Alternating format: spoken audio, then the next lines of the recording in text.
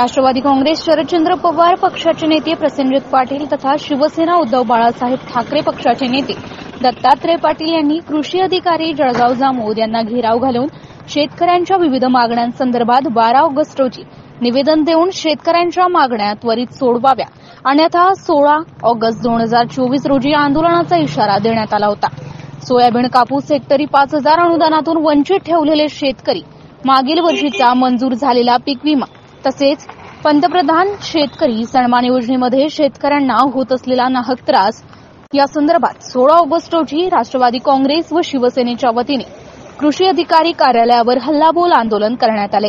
शिवसेना नेते दत्तात्रय पाटील, शिवसेना तालुकाध्यक्ष गजानन वाघ, राष्ट्रवादी तालुकाध्यक्ष प्रमोद सपकाळ यांनी कृषी अधिकारी यांना धारेवर धरले व दिलेल्या वेळेत मागण्यांसंदर्भात काय कार्यवाही केली याचा जाब विचारलाय।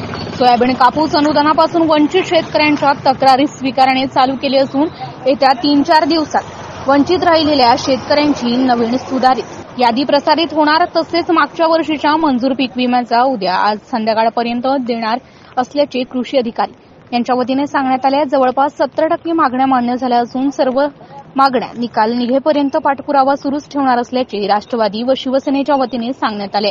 त्यावेळी दत्तात्रय पाटील, गजानन वाघ, प्रमोद सपकाळ, इरफान खान, तुकाराम काळपांडे, भीमराव पाटील, शेख जावेद, रमेश ताडे, बंडू पाटील, संजय ढगे, आशिष वायजोडे, पुंडलिक पाटील, अझहर पटेल, सुभाष कोकाटे यांच्यासह पदाधिकारी व कार्यकर्ते व शेकडो शेतकरी उपस्थित होते। MCN न्यूज मराठीकरिता दिलीप इंगळे, जळगाव। कारण आमची जेल म्हणून सुरुवात झालेली आहे। शिवसेनेचा जन्म अन्याय झालेला आहे, त्यामुळे आम्ही कायदा हाती घ्यायला घाबरणार नाही। तुम्हाला सांगतो साहेब, आमचा जन्म हा जेल म्हणून झाला। शिवसेनेच्या घराने अन्याय लढणार लोक आम्ही घेत नाही, भेट नाही, नंतर नाही भेट नाही, जेल अजिबात भेट नाही। तुम्ही साहेब स्पष्ट आदेश काढून आले आम्हाला